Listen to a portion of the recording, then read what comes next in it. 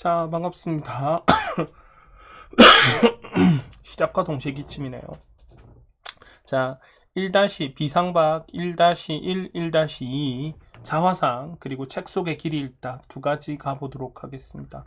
원래는 뭐 손으로 필기도 좀 하고 이랬으면 좋겠는데 제약이 조금 있어서 최대한 화면을 크게 봐야 돼서 말로 설명을 하고요. 그리고 그 전에 필기하고 싶은 것들은 모두 다 넣어놨으니까 이를 통해 해결합시다. 혹시나 제 안위를 걱정하시는 소수분들이 계실 수도 있는데 괜찮고요. 약간의 기침, 그 다음에 자다가 심장이 도키도키 해서 조금 문제가 있었으나 약을 먹고 괜찮아지고 있고요. 뭐 큰 이상은 없습니다. 그러나 요 코비드 걸리면 원래 안 되지만 힘들 것 같아요. 약간의 브레인 포그도 좀 있는 것 같고 평소보다 더 피곤합니다. 지금 입이야 요거 터진 거 보이죠? 네, 난립니다. 그러나 여러분들이 쉬는 거는 더 못 보겠습니다. 그래서 수업을 준비해 놨으니까 온라인이지만 이번 주만 좀 아쉽지만 이렇게 하고, 그리고 시험 기간 내에 또 필요한 작품이나 주의한 내용들은 제가 이렇게 온라인으로 찍어서 올려놓겠습니다. 조금 아쉬운 부분들이 있어서 다른 활동들을 또 준비해 놨으니까 보고 체크하고요. 특히 오늘 조교쌤들하고 잘 내용 점검하시고, 하다가 좀 열악한 점이 있으면 조교쌤한테 말씀드려서 조금 조율하도록 하고요. 그 다음에 요렇게 수업 나간 내용들 반드시 점검하고 문제 푸시고 다 하셔야 됩니다. 기본 지도 내용은 조교쌤들이 많이 케어를 해줄 겁니다. 자, 비상방 1-1단원부터 해볼게요. 자화상 우리가 한번 했었던 작품이지만 한 번 더 볼 텐데, 페이지 한번 보시면 교사용 지도서 13페이지 내용인데요. 감상 방법이 시험에 잘 나옵니다. 제가 이거 자주 했었던 것 같습니다. 감상 방법이라면 두 가지로 나뉩니다. 내재적 관점, 작품 안에 것만 보는 거죠. 그래서 여기 상단에 적혀 있습니다만은 여기 이렇게 보일란가 모르겠네요. 이렇게 작품만 딱 보는 내재적 방법. 이 아이 안에서는 주로 운율, 소통 방식, 작품 속 인물 갈등만 다뤘다. 그러면 내재적 절대론적 관점이라고 하고요. 요거 말고 이렇게 작가, 현실, 독자 등을 다루면 외재적 관점이라고 합니다. 자, 그랬을 때 작가와 연결된 거 따져보시면 어떻게 나오는가 하면, 작가의 생애가 이랬는데, 작가의 경험이 이랬는데 이게 작품에 담겨져 있다라고 하면 이를 표현론적 관점이라고 혹은 작가론이라고 이야기를 하고요. 이런 것들하고 좀 헷갈리게 되어 있습니다. 현실을 반영했다는 반영론이 있는데, 이때 현실은 작품의 배경이 되는 현실이에요. 그래서 예를 들어 작가가 뭐 1940년대 작가인데 임진왜란 때 현실을 배경으로 했다. 그럼 이렇게 나오게 됩니다. 작품의 배경은 임진왜란이니까 반영론적 관점은 임진왜란의 시점을 이야기해야 되고요. 1940년대 태어난 한 1970년대쯤 겪은 인간관계의 일을 작품 안에 넣어놨으면 이는 현실을 반영한 게 아니라 작가가 생각한 경험한 내용을 넣어놨으니 작가와 연결되는 작가론이다. 이렇게 보셔야 됩니다. 대신에 이런 건 있어요. 제가 CF 참조해서 적어놨지만 작가가 살던 시대의 일을 활용해서 뭐 이야기를 했다. 그러면 표현론. 그러니까 시대라도 작품의 배경이 되는 시대가 중요하지, 작가가 살던 시대의 일을 활용했으면 표현론인데, 만약에 작가가 살던 시대 자체가 작품의 배경이 되면 현실 속 반영론도 있고 작가의 경험이 들어가 있으니 표현론도 함께 들어가 있는 거죠. 요거 기억하셔야 됩니다. 자, 그 다음에 감상 방법에서 독자 효용론은 별로 고민 안 하셔도 돼요. 책을 읽었다, 내가 이런 감정이나 정서를 받았다. 효용론. 그 다음에 독자가 생각이나 행동이 변화했다. 그래서 어떤 감정을 느꼈어요. 생각과 행동이 변화했습니다. 이렇게 됐으면 주로 효용론적, 즉 독자의 수용 양상에 대해서 이야기합니다. 자, 나머지 문학의 생활화 이런 거 좀 보시면 되고요. 자, 한번 작품 이제 좀 봐볼게요. 우리가 이때 보면서 중요하게 생각해야 될 거는 처음부터 끝까지 다 외우는 게 아닙니다. 제가 강조하는 건 이거예요. 기본적인 작품 내용이나 연결하는 건 수업한 걸로 충분히 다 커버가 됩니다. 우리가 그렇게 해왔고요. 그런데 그 교사용 교과서에서 외워 주실 내용은 무엇인가 하면 나중에 전체 브리핑 할 때도 한번 하겠지만 여기서 뭐 어떤 시어나 문구가 있는데 거기에 어떤 그 감상이나 아니면은 느낌이나 이런 게 붙었는데 문맥으로 파악 안 되는 거예요. 이거는 뭐다? 전형적으로 작가나 평론가들의 생각이죠. 아니면 이 글을 이것을 설명한 자습서를 설명한 선생님의 생각입니다. 그럼 여러분들이 하실 일은 그렇게 약간 애매한 거, 이거는 문맥으로 파악 안 되는 건데 하는 내용을 뭐 하는 겁니까? 외워주는 겁니다. 그게 필요합니다. 자, 그럼 한번 해보죠. 자화상입니다. 윤동주 반성 성찰은 워낙 자주 나와 있는 거니까 고민 안 하셔도 될 것 같고요. 자신에 대한 연민미움도 다 나와 있습니다. 그런데 이게 있습니다. 화해라는 이야기가 있는데 이거는 이 부분에서 외우셔야 될 암기 내용 중에 하나입니다. 왜? 문맥만 봐서는 화해했다는 게 잘 안 나타나는데 어떤 문구를 화해로 해석하는 겁니다. 한번 볼게요. 자, 산 모퉁이를 돌아 농가 외딴 우물을 찾아 가만히 들여다봅니다. 좋아요. 근데 우물을 자기를 쳐다보니까 자아성찰 매개체. 이건 우리 수업 때 이야기했던 내용이죠. 고민 안 하셔도 되고. 나열을 잠시 하는데 우물 속에는 달이 밝고 구름이 흐르고 하늘이 펼치고 파란 바람이 불고 가을이 있습니다. 라고 하는데 이때 중요한 표현 밝고 흐르고 펼치고 전부 시각인데 파란 바람까지도 뭐다? 시각이었는데 불다. 자, 기억해야 되는 거 있죠? 불다라는 게 바람이 부는 것은 무조건 뭐로 봐야 된다? 촉각. 그런데 파란 바람이 부는 것을 느꼈다. 그러면 기본적으로는 바람이 부는 게 내가 나타내고 싶은 원관념이고 얘가 파란이라는 감각이 하나 더 붙었다. 그러니까 공감각. 그 중에서 뭐? 그렇죠. 촉각의 시각화 기억하셔야 됩니다. 그래서 우물 속에 평화로운 풍경이 있다 돼 있고 그리고 예를 들어 뭐 달이 밝고 구름이 흐르고 하늘이 펼치고에 대한 해석을 또 학교생별로 조금 다양하게 하실 수 있습니다. 그럼 여기에 대한 내용은 제가 나중에 필기 보고 또 점검해서 한 번 더 이야기를 할게요. 자, 그 다음에 이제 튀어나옵니다. 그리고 한 사나이가 있습니다. 외우실 거 등장했네요. 한 사나이가 있는데 현실의 자아랍니다. 뭐 다 좋은데 무슨 자아? 초라한 자아. 초라하다는 이야기는 전후 문맥에 안 나옵니다. 여기서 뭐다? 암기해야 될 내용으로 붙은 거죠. 뭐다? 그리고 한 사나이가 있습니다. 자기가 우물을 쳐다보니까 자기가 있죠? 근데 그 자신이 되게 초라해 보이고 별로인 겁니다. 암기 내용입니다. 초라한 자아, 현실의 초라한 자아, 혹은 모의고사형으로는 현실적 자아, 현재 자아라는 이야기가 튀어나옵니다. 왜냐하면 현실의 자아를 쳐다봤을 때 일제강점기라는 현실을 붙으면 어떻게 됩니까? 그렇죠. 자기가 처해 있는 이 공간이 너무 안타깝다. 이런 거고요. 돌아가다 생각하니 그 사나이가 가엾어집니다. 미어서 돌아가는데 여기서 보면 애증이란 단어가 나오죠. 뭐 요거는 찾을 수 있습니다. 밉다, 가엾다. 사랑하는데 증오한다. 이게 애증이거든요. 이렇게 감정이 좀 바뀝니다. 그래서 오른쪽에 보시면 나와 있죠. 화자의 뭐다? 태도 변화, 미움, 연민, 미움, 그리움 그대로 체크하셔서 정서 변화를 외워주시는데 그 다음 뒤에 한번 돌아가 볼게요. 돌아가다 생각하니 두 번째 사나이 있습니다. 그 사나이가 그리워집니다. 라고 하는데 이 그 사나이에 대해 포인트를 한번 보시면 한 사나이는 위에 있는 첫 번째 한 사나이고 그 사나이는 현실의 모습입니다. 별로인 거예요. 근데 그 사나이가 생각이 나서 다시 돌아가는데 돌아가다 생각하니 그 사나이가 다시 뭐한다? 그리워진다 하는데 이때 중요한 것은 외울 요소가 등장했죠. 뭐 현실의 사나이, 사내가 아니라 뭐다? 순수했던 그 모습을 가지고 있는 사람이 그립다라는 거죠. 그러니까 말이 좀 애매할 수 있지만 현재를 봤는데 거울을 봤는데 내가 별로인 거야.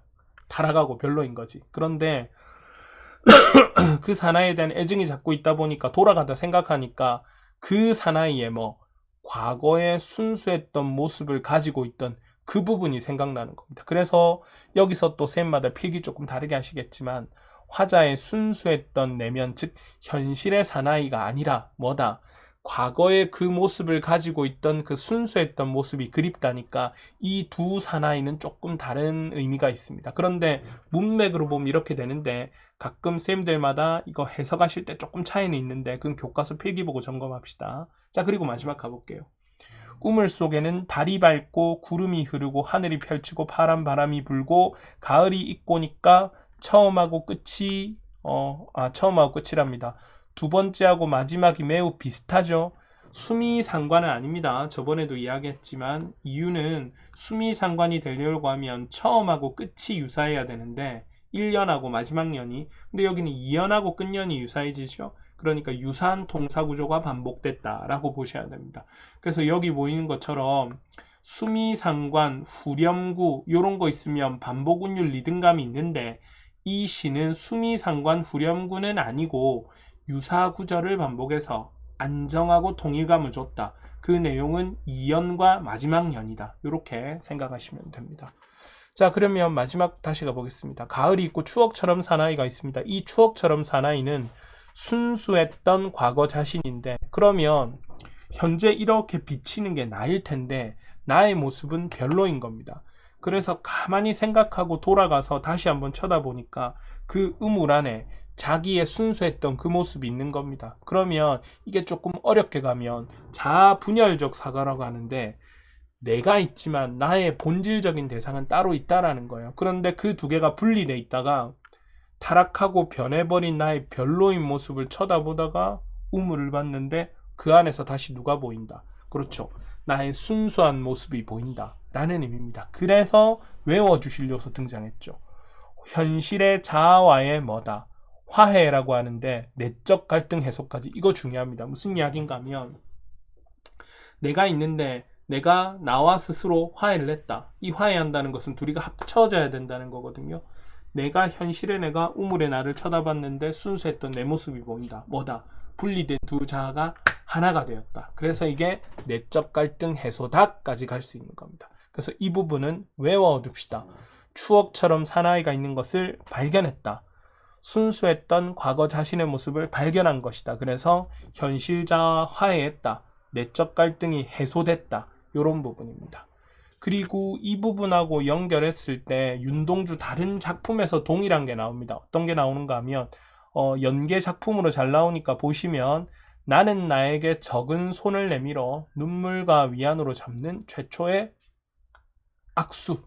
그래서 내가 내 모습과 분리된 자아 두 개가 악수했다니까 화해했다. 그 다음에 내적 갈등이 해소됐다. 이렇게 풀릴 수가 있는 겁니다. 자, 표현 방법 잘 보시고요. 그 다음에 외울 요소 하나 또 등장하죠. 다 씁니다 등이 붙어서 길게 이어지니까 산문적이라고 나오고요. 그 다음에 왔다 갔다 하면서 구체적 행동이 나오고 화자의 심리 변화, 이거 문맥으로 충분히 찾을 수가 있을 겁니다. 자, 그런 요소들 한번 체크해 보겠습니다. 이해되셨죠? 자, 머릿속에 한번 정리하시고 이 다음 거 그대로 또 진행할 텐데 이 시간 또 마치고 나면 조교쌤 이야기하는 수업한 거 내용 요약 정리 한번 해보시기 바랍니다. 자, 두 번째 책 속에 길이 있다 22페이지 가겠습니다.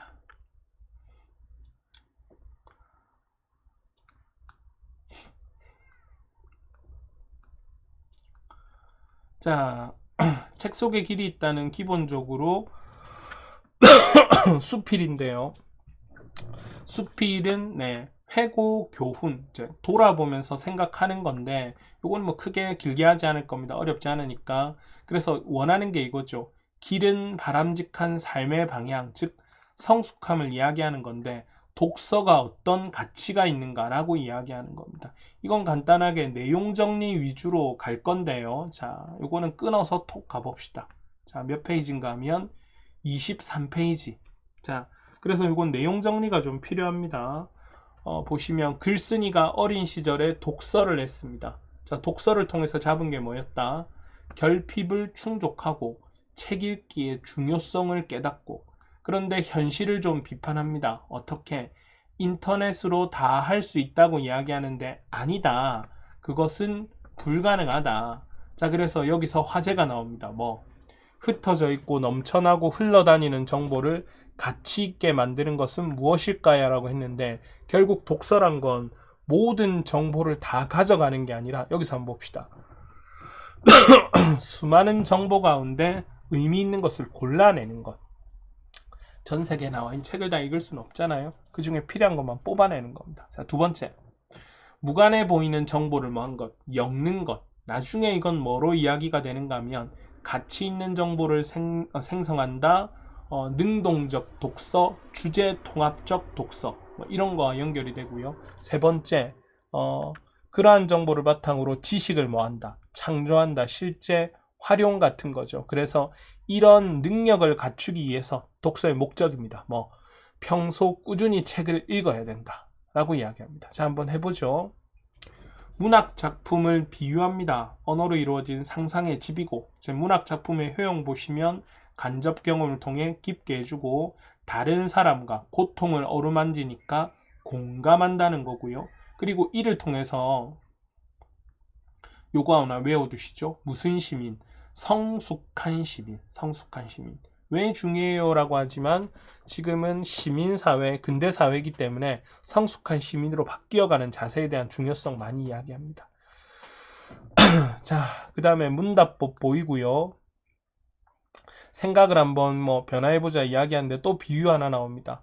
독서를 했을 때 뭐 언어의 집이 있다 뭐 그런 것도 있고, 정신의 키가 뭐한다, 자라난다. 그래서 성장, 성숙할 수 있게 해준다 라고 내용이 나올 겁니다. 자, 마지막 부분 가봅시다. 우리의 눈에는 비늘이 덮여 있습니다. 비유 다 체크해 볼게요. 비늘은 경험이고요, 편견이고요. 근데 이미 알고 있다는 생각에 비늘돼 있어서 이 비늘이란 건 뭐의 대상이다? 벗길 대상이다. 그러면 어떻게 벗겨 주어야 되는가? 좋은 책을 읽어서 뭐 할 수 있다? 우리 눈에 쌓인 비늘 혹은 눈꺼풀을 벗겨내서 성장할 수 있고 성숙할 수 있다. 네, 그런 이야기가 튀어나올 겁니다. 그래서 마지막, 우리의 삶은 광희로 둘러싸이게 됩니다. 대조적인 게 나오죠. 비늘이 우리를 괴롭히는 부정적인 요소라면 이것을 벗겨주는 게 책 읽기고, 책 읽기를 통해서 삶이 뭐로 둘러싸인다? 광희로 둘러싸인다. 이렇게 되어 있습니다. 내용 간단하죠? 예. 그렇게 되어 있고, 여기 비유 연결된 것 쭉 한번 체크해 보셔야 됩니다. 요거는 나중에 OX 놀이 형태로 충분히 점검을 할 겁니다. 자, 길지 않고 간단하죠? 자, 다시 한번 볼게요. 우리가 체크해야 될 거, 내용에 나와 있지만 기본적으로 문맥으로 잡히지 않는 것은 읽고 체크하고 암기해주고, 표현법들은 숙지해서 연결하고, 아까 나와 있던 자화상 같은 곳에서 마지막에 추억처럼 사나이가 있다라고 했을 때 화해와 내적 갈등 해소, 이런 거 잘 찾아주시고, 그 다음에 수미상관이 아니라 유사한 구절을 통사적으로 반복했다 찾아주셔야 되는 거, 이런 것들 기억하셔야 됩니다. 그리고 마지막에 이 내용 독서 찾아보시면 독서의 가치, 의미 나오고, 기본적으로 성작, 성숙한 시민 연결해주고, 마지막에 비유법까지 체크해주는 거, 이렇게 가져가시면 됩니다. 내신 조금 효율적으로 하셔야 돼요. 뭐 무조건 다 외우는 게 아니라 필요한 요소 위주로 외우고, 그리고 이 내용 바탕으로 우리가 체크해야 될 거, 그리고 점검해야 될 거 정리하고, 암기할 거 암기하고, 반복해서 문제 풀면서 필수적인 거 체크하고, 조교쌤이랑은 학습활동 잘 점검하시고, 이렇게 해서 우리가 업그레이드 하면 됩니다. 자, 어쨌든 좀 이따 더 체크 잘 하시고요. 나중에 다음 주에 또 만나도록 하겠습니다. 자, 비상 1단원 내용은 여기까지 하겠습니다. 여기까지.